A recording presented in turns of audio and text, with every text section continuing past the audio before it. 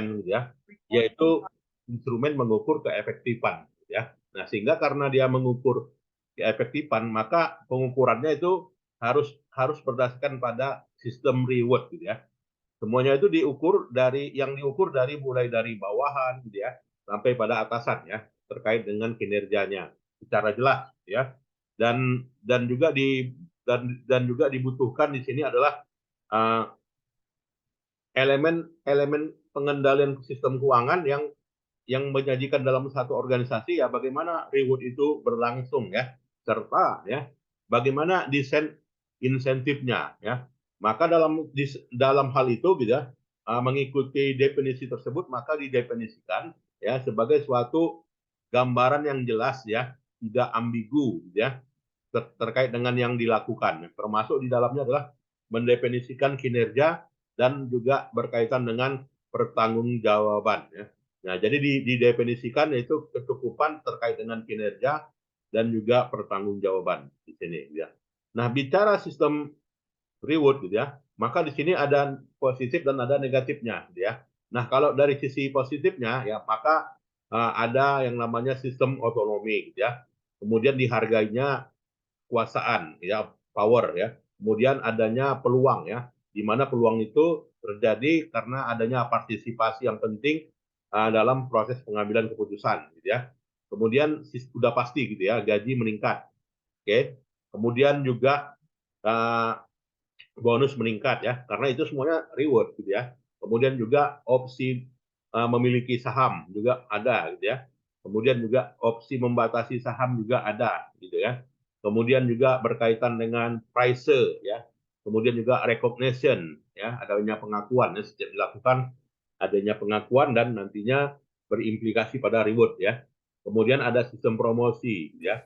Kemudian ada sistem uh, setiap kegiatan ditandai ya. Kemudian juga adanya job assignment ya. Kemudian juga adanya office assignment ya. Ini dampak positifnya ya. Kemudian dampak positifnya yang lainnya adanya uh, penempatan posisi tertentu gitu ya. Kemudian juga keanggotaan ya. Kemudian juga keamanan. Ya, kemudian juga merchandise price ya. Kemudian vacation right ya. Kemudian partisipasi dalam pengembangan program eksekutif dan juga masalah waktu gitu ya.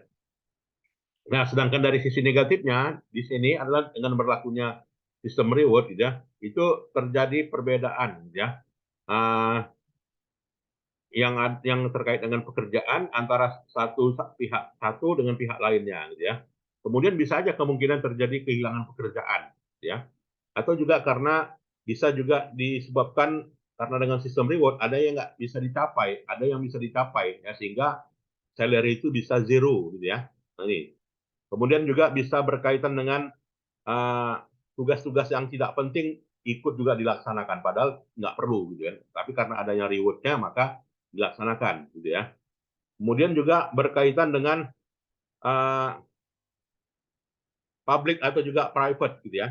Kemudian juga tidak ada sistem promosi ya. Kemudian juga adanya public humiliation gitu ya. Nah, itu dampak negatifnya gitu ya. Nah, ketika kita memilih sistem reward tersebut, maka reward itu bukan hanya sekadar kegiatan pemberian moneter gitu ya, tetapi juga non moneter gitu ya. Maka disebut dengan non monetary reward ya. Non monetary reward ini ditujukan kepada karyawan dalam banyak kasus yang berkaitan dengan keuangan perusahaan ya. Sebagai contoh yaitu ya ketika memberikan bonus gitu ya, maka secara khusus gitu ya. Ini berkaitan dengan apa ya kondisi keuangan uh, sudah pasti gitu ya. Dan para pekerja bekerja dalam suatu spektrum yaitu spektrum yang namanya lamanya bekerja ya. Maka dalam kerjaan tersebut gitu ya sangat menentukan dari karir mereka ya. Dan pada saat ini gitu ya sistem profesional gitu ya itu memang mendukung hal itu gitu ya dalam sistem reward gitu.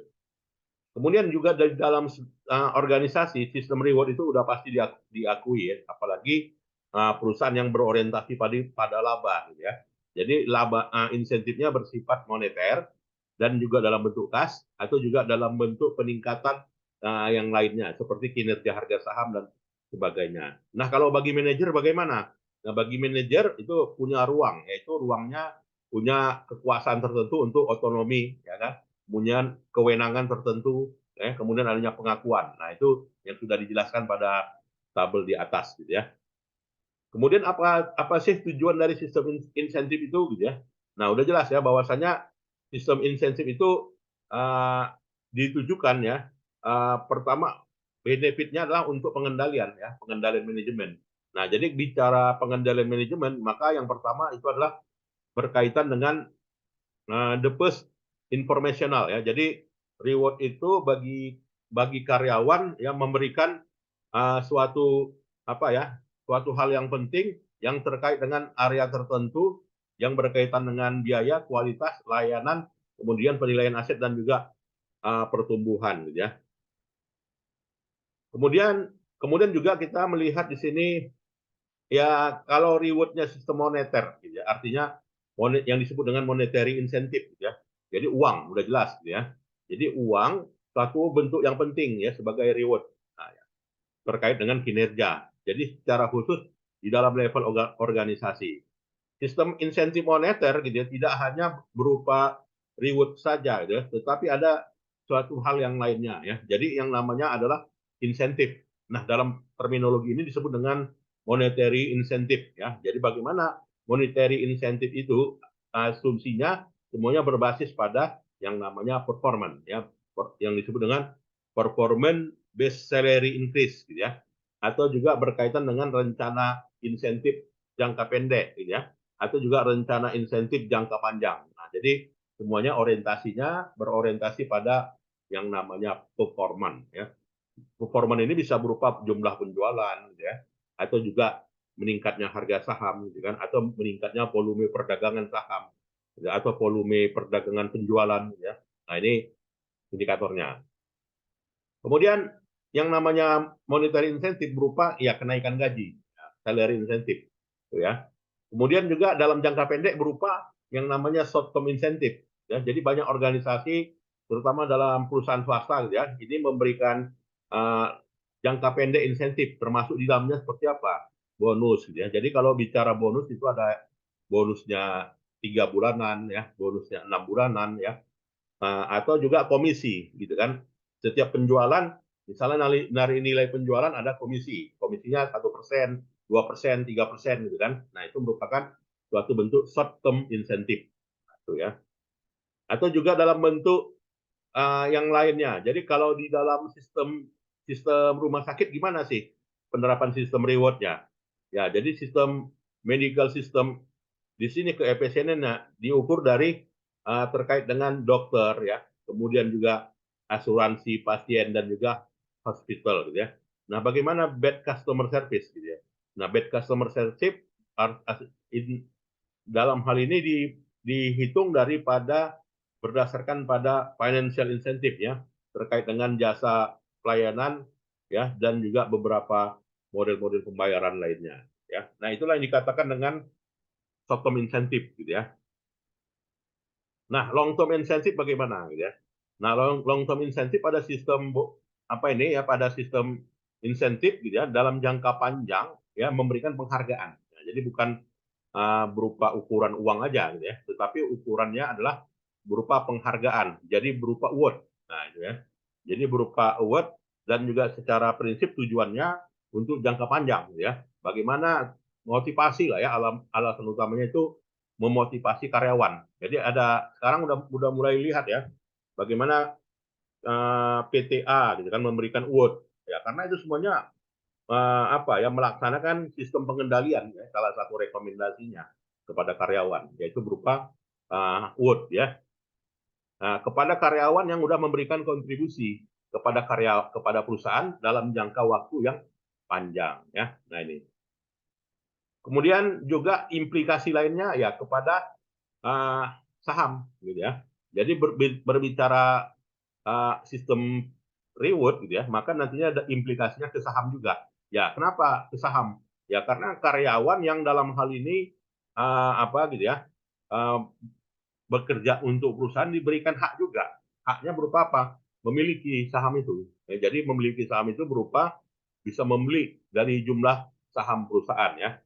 Ya ini baru-baru ini Bank Sumut gitu kan melakukan go public gitu ya. Walaupun ditunda katanya. Nah, go public itu kesempatan gitu ya. Orang-orang lain itu bisa membeli sahamnya gitu ya. Atau kita misalnya ingat dulu BRI pada awal-awal go public ya, tahun 2003 nggak salah saya itu kan. Itu semua karyawannya wajib beli ya, walaupun hanya 5 juta gitu kan pada saat itu gitu ya. Jadi karyawan yang membelinya punya saham gitu ya. Jadi itu merupakan bentuk yang namanya long term incentive pada karyawan gitu ya.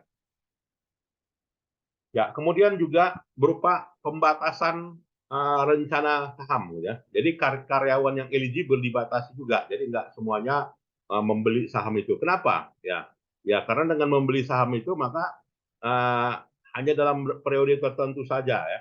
Jadi berupa jangka waktu kepemilikannya termasuk di dalamnya adalah berupa hak dividen ya. Jadi memungkinkan agar pihak lain juga memiliki, itu tujuannya ya. Kemudian juga performance stock ya or options plan ya. Jadi mitigasinya adalah berdasarkan pada pembatasan saham tadi gitu ya.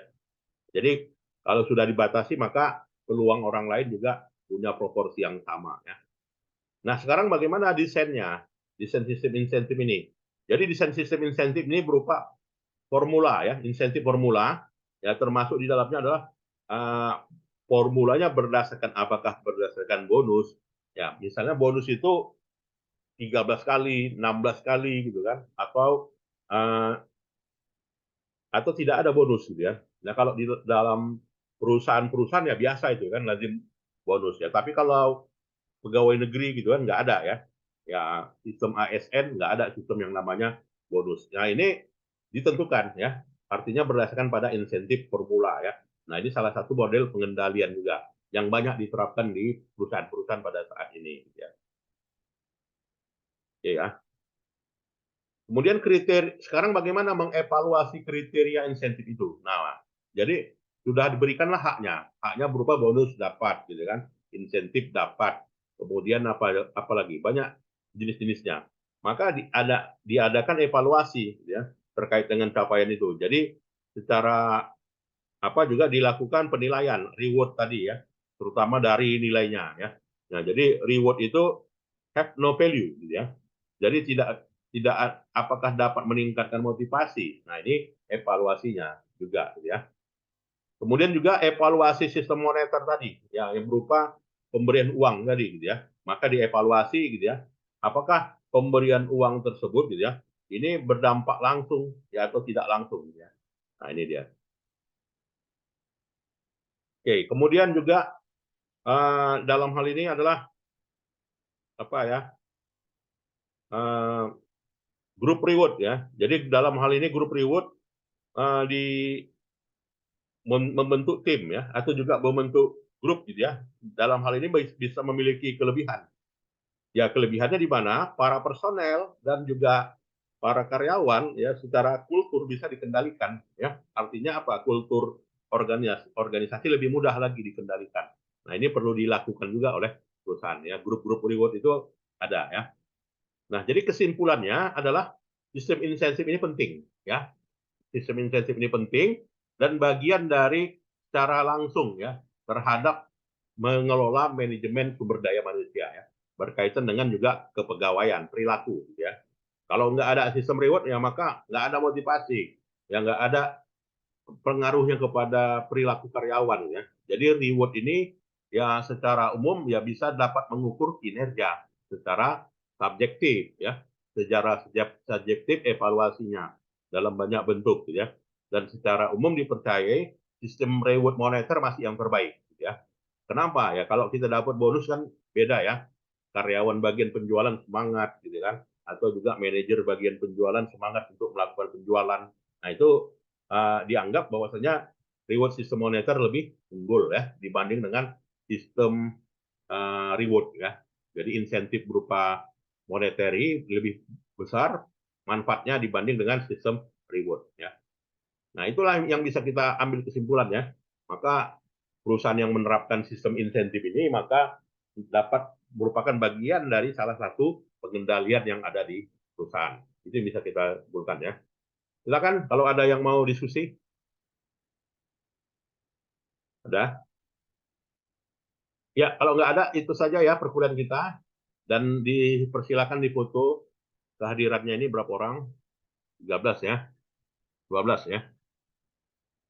Dan nanti video perkuliahannya saya share kembali ya. Ya, terima kasih. Selamat sore. Assalamualaikum warahmatullahi wabarakatuh. Selamat berbuka bagi yang buka ya. Salam, Pak. Ya, Selamat sore, Pak. Sore, Pak. ya, silakan boleh meninggalkan ruangan.